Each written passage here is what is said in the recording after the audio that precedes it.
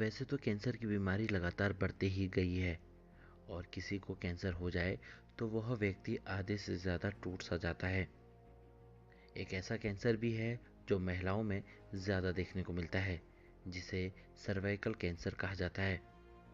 Cervical cancer एक ऐसा cancer है जो लगातार बढ़ता ही गया है।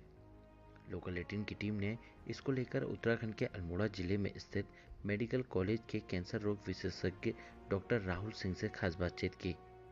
राहुल सिंह ने बताया कि सर्वाइकल कैंसर, जिसे बच्चेदानी का मुंह का कैंसर भी कहा जाता है, जो 40 साल की ऊपर की महिलाओं में देखने को मिलता है।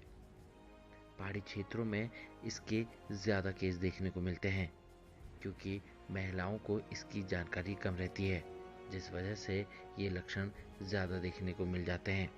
इसको लेकर उन्होंने आगे क्या कुछ कहा, आइए हम आपको वो सुनाते हैं। देखिए, सर्वाइकल कैंसर यानी बच्चेदानी के मुंह का कैंसर, ये 40 साल से जो ज़्यादा की महिलाएं हैं उनमें ज़्यादा पाया जाता है। और पहाड़ों में इसकी संख्या काफ़ी है सर्वाइकल कैंसर की। और सर्वाइकल कैंसर का इलाज भी संभव है क्योंकि हमें इसके कारण का पता है।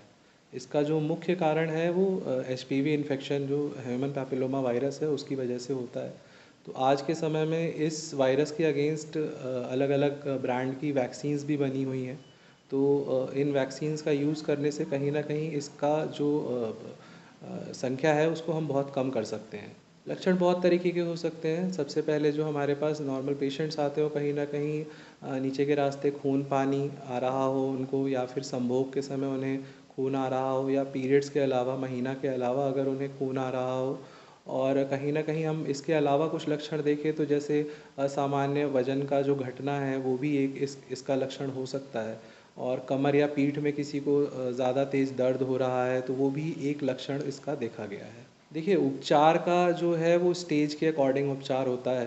तो बेसिकली अगर स्टेज 1, स्टेज 2, स्टेज 3 और स्टेज 4 में डिवाइडेड है कैंसर कहीं ना कहीं, तो जो इनिशियल के स्टेज है उसमें सर्जरी से ही काम चल जाता है।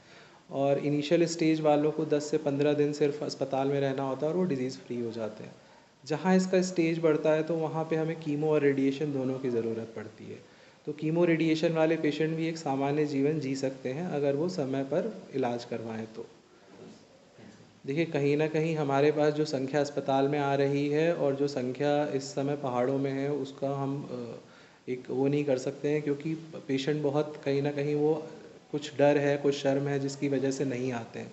हमारे पास इस समय कहीं न कहीं 3 से 4 पेशेंट जिसका हम लोग अभी कीमोथेरेपी यहाँ अस्पताल में कर रहे हैं, वो कहीं न कहीं स्टेज 4 की बीमारी लेकर हमारे पास आए हैं, क्योंकि उन्होंने इनिशियल में जो स्टार्टिंग में उन्होंने अपना लक्षणों के बारे में अपने परिवारजनों या किसी को बताया नहीं। तो इस वजह से हमारे पास वो कहीं ना कहीं लेट पहुँचे। तो अभी हम कम से कम 3 से 4 पेशेंट ऐसे हैं जिनका हम यहाँ पे कीमोथेरेपी अभी कर रहे हैं। सबसे पहला सुझाव तो ये है कि वैक्सीनेशन के प्रति, मतलब कहीं ना कहीं वो वैक्सीनेट कराना चाहिए बच्चियों को। अपने परिवार में और लोगों को ये चीज़ और बताना चाहिए, कहीं ना कहीं इसके बारे में हमें डिस्कशन और करना चाहिए। जो महिलाएं कहीं ना कहीं इसका वैक्सीनेशन करवाएंगी उसमें आगे चल के उनको उनको इन इन दिक्कतों से कहीं ना कहीं बचाव मिल सकता है। पहाड़ों में भी अब सर्वाइकल कैंसर के केस देखने को मिल रहे हैं और लगातार लोग इसका उपचार कराने के लिए मेडिकल कॉलेज अल्मोड़ा में भी पहुंच रहे हैं। उत्तराखंड के अल्मोड़ा से मैं रोहित भट्ट, लोकल 18 के लिए।